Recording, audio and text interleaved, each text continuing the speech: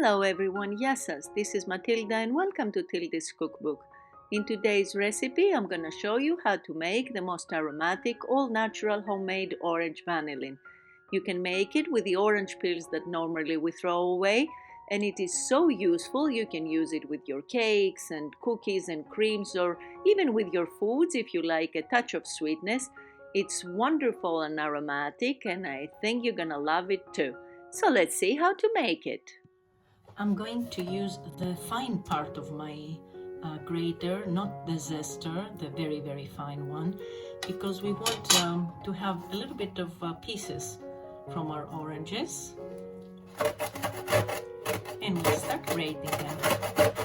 And I have worn a glove, as you can see, because trust me, fingers and palms get orange in no time.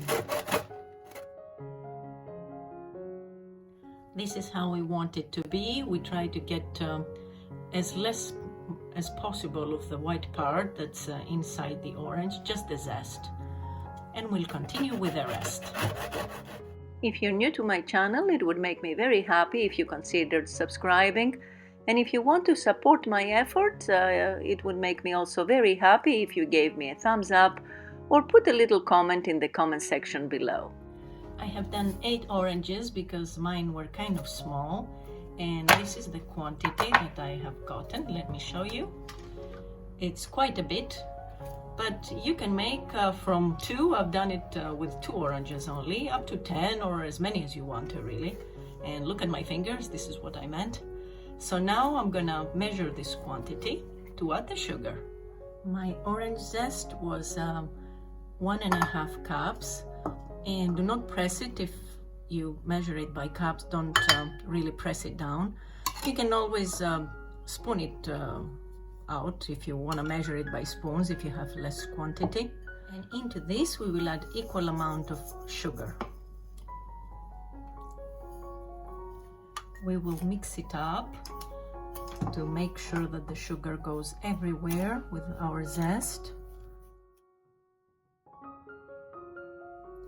And as soon as our sugar is nicely blended with the orange, you cannot imagine the smell right now.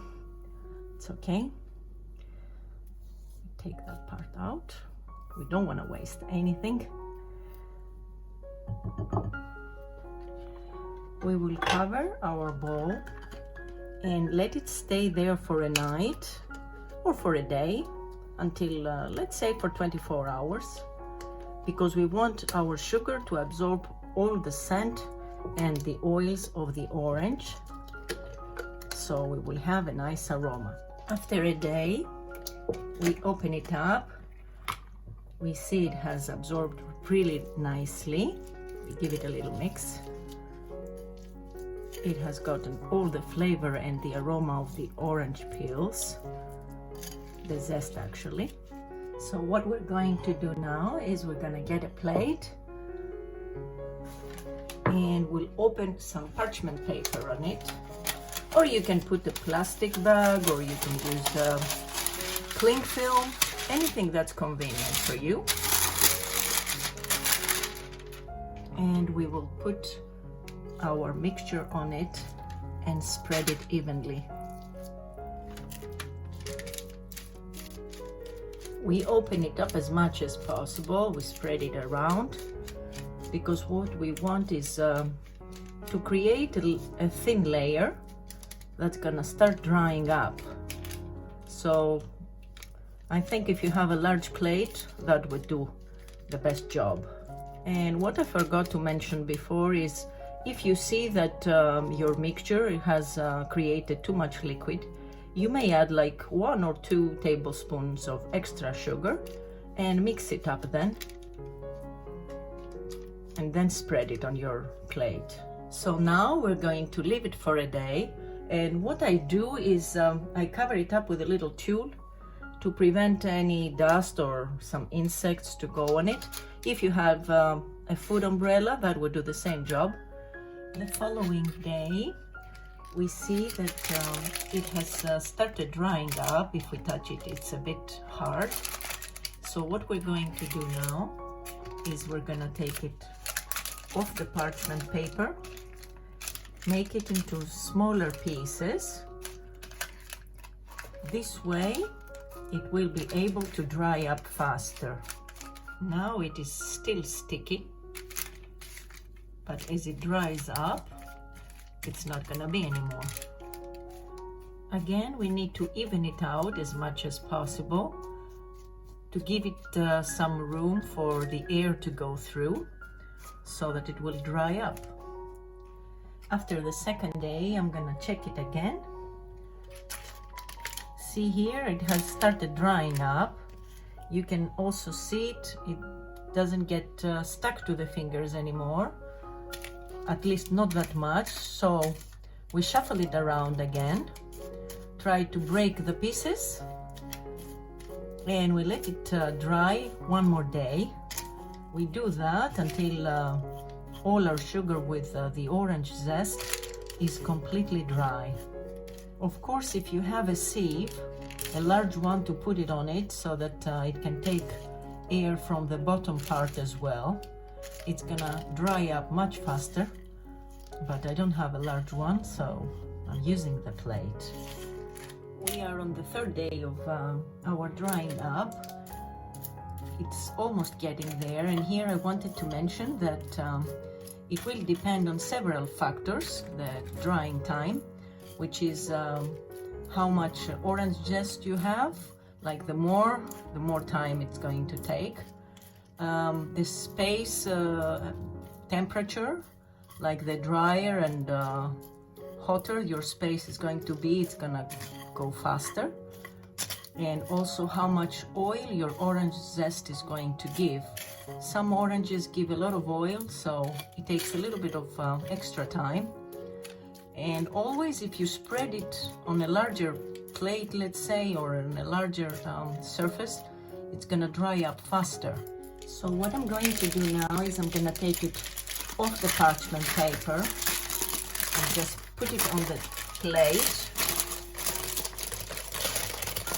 And actually I'm gonna separate it into two plates in order to be able to spread it out more so that it will dry up better.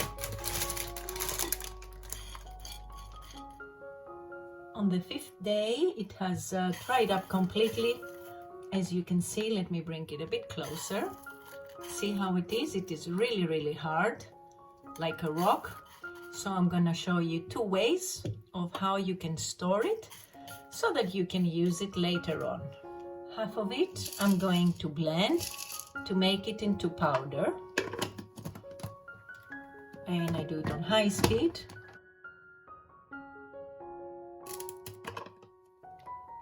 After 30 seconds or so, look at this. It's turned into powder.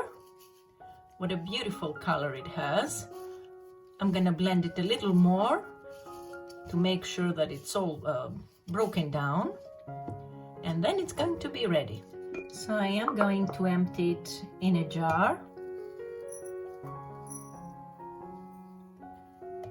Oh my goodness, you cannot imagine how wonderfully it smells. It is incredible. So this is it, my friends. Look at this. I'm gonna bring it a little closer. Look how wonderful it is. This way you can use it in cakes and cookies, even cooking, if you prefer a little bit of sweetness, into creams or custards or anything you can imagine.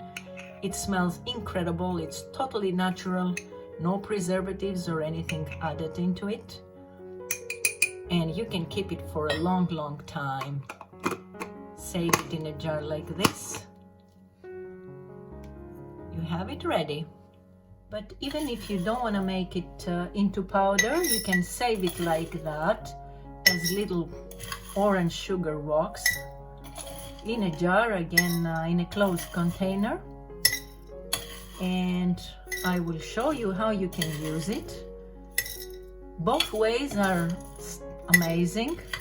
They're equally delicious and very, very aromatic. So this is it. I'm gonna close it and leave it aside. And what I'm going to do now is I'm going to use some of my previous one that I made a couple of weeks ago. And I'll take 1 full teaspoon, put it in my mortar and use the pestle to break it down.